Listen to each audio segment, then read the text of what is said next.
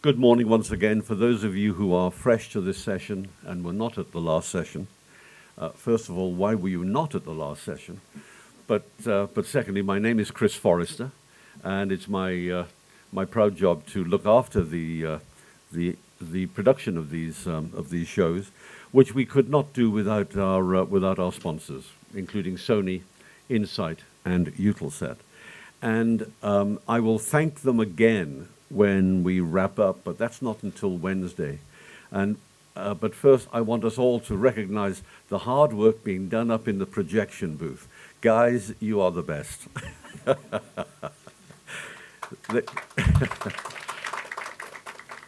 Because we really couldn't do this show without them. And those of you who are regular here will know that, top of my list to thank is always Masa-san from Sony. Masa has a terrible flu. Now, ladies in the audience, you can get flu as well. But men get man flu. And Masa has a full-strength man flu. We were going to go to the sapeurs-pompiers, the rescue service, and borrow a HazChem suit from them. That's how ill he thinks he is. He is up on his feet now. The doctor has seen him. So we hope to see him properly tomorrow. But Masa, thank you in your absence. We'll see you tomorrow. We are thrilled and delighted this morning to welcome a speaker from Japan's Ministry of General Affairs, who will update us on the most important roadmap for 4K and 8K as Japan moves ever closer to the Olympic Games in 2020. But also the tasks and challenges of bringing not just NHK, but the other broadcasters onto the roadmap. And I'm delighted to welcome Masayuki Suga. Good morning. Thank you very much for waiting. And my name is Masayuki Suga. I'm from the Ministry of Internal Affairs and Communication, Japan. We cover a wide area, but one of our coverage is development of the broadcast industry. So today, I'd like to update you on the status of 4K and 8K in Japan. So first of all, I'd like to let you know that in Japan, public and private sectors are working together to promote the 4K and 8K. We formulated the roadmap for promotion of 4K and 8K as a common goal for the stakeholders, such as broadcasters, equipment manufacturers, and the government. And from November 2012 to June 2013, our ministry held the study group on the advancement of broadcast services. And the study group was comprised of the government, broadcast industry, and academia. And the first edition of the roadmap was formulated in 2013. And then from February 2014, our ministry held follow-up meetings on the roadmap and revised it twice. And this is the latest version. And we set year 2020 as the target year for the promotion of 4K and 8K, since we will hold Tokyo Olympic and Paralympic Games in the same year. And we hope the enthusiasm for the Olympics and Paralympics to be shared nationwide through 4K and 8K broadcasting. And toward the target in 2020, we planned necessary steps. For example, in 2014, 4K test broadcast by satellite, cable, and IPTV. And 2015, starting full broadcast by satellite, cable, and IPTV. And in 2016, 4K and 8K test broadcast via a major satellite, which is widely spread with a large number of viewers. Actually, the 70% of the households, the viewers of these major satellites. And in 2018, full broadcast via the major satellite is planned, as Jo-san and NHK told before.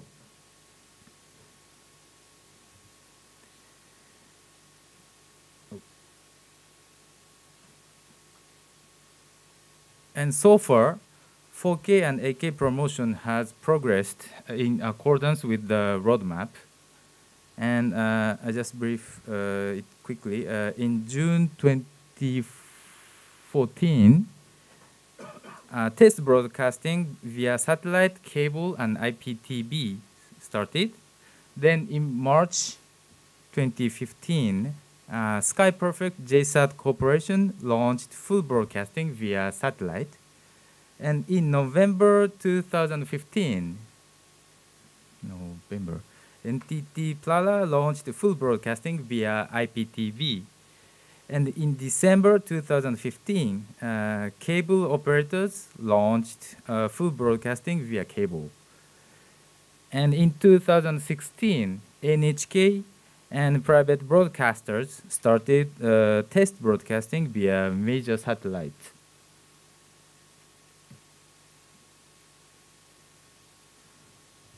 And this is one of the biggest progress from the last MIPTV. In January this year, 4K and 8K satellite broadcast licenses were issued to 19 channels operated by 11 broadcasters, including NHK and the group companies of the major private stations. The licenses are Asahi Satellite Broadcasting, group company of TV Asahi, and BS Japan, group company of TV Tokyo, and BS Nippon, group company of Nippon TV, and NHK, and BS TBS, BS Fuji, and SC Satellite Broadcasting, it's a shop channel, and QVC Satellite, it's also a shop channel. And Tohoku Shinsha Film Corporation, and WOW, and Sky Perfect Entertainment. And most of them will start the commercial broadcasting from December next year. And free-to-air channels will be offered. And we expect that the launch of full broadcast next year will be a big step toward our target, our goal in 2020.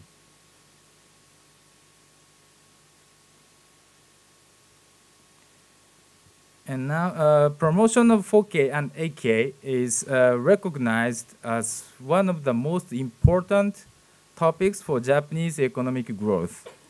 So the promotion was incorporated in the national level growth plan called Japan Revitalization Strategy. And in the strategy, it stated that approximately 50% of households in Japan to watch through 4K and 8K in 2020. And the government will promote the 4K and 8K by starting full broadcast by satellite in 2018.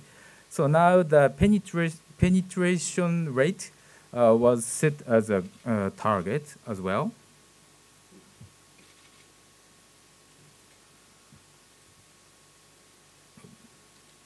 Sorry. And this is the estimation of penetration rate for households of 4K television in Japan. We anticipate that the rate will reach nearly 50% in 2020 and 100% in 2025.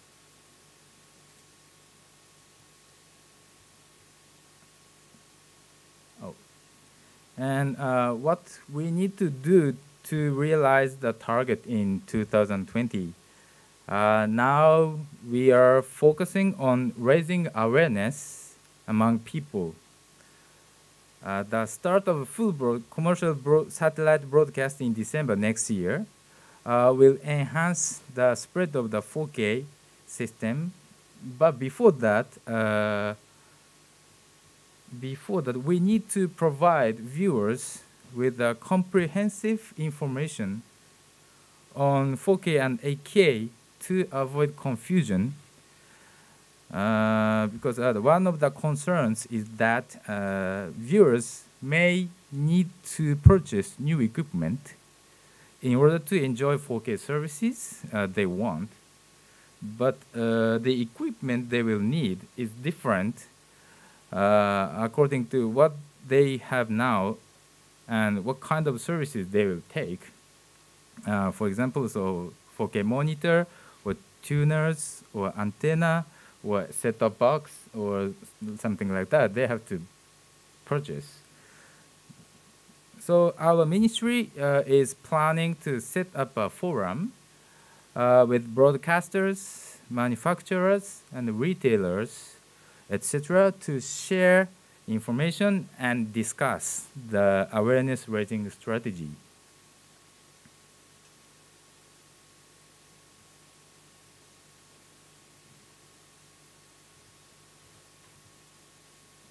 And last but not least, I'd like to touch upon HDR status in Japan.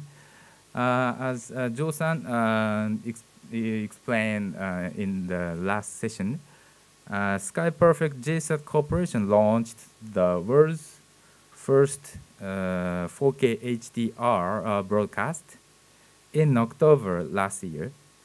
And they adopted hybrid log gamma standard with which NHK and BBC have jointly developed. And we expect HDR will spread more after the launch of commercial satellite broadcast in December next year.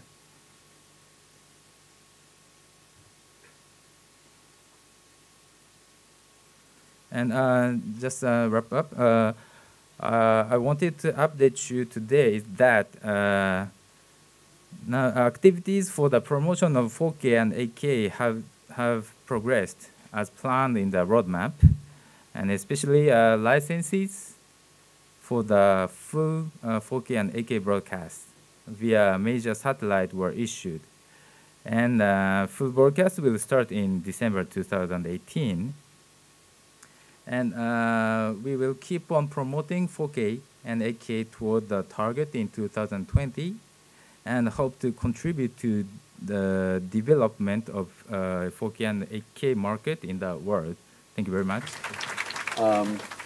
The 50% of homes that will have sets, one way or another, satellite, maybe cable as well, will be able to see many, many channels, including the famous QVC.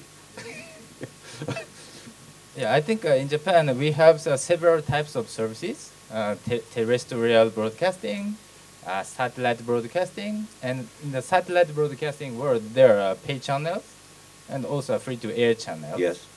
And what I explained today is that we issued licenses, the 4K and 8K dedicated channels.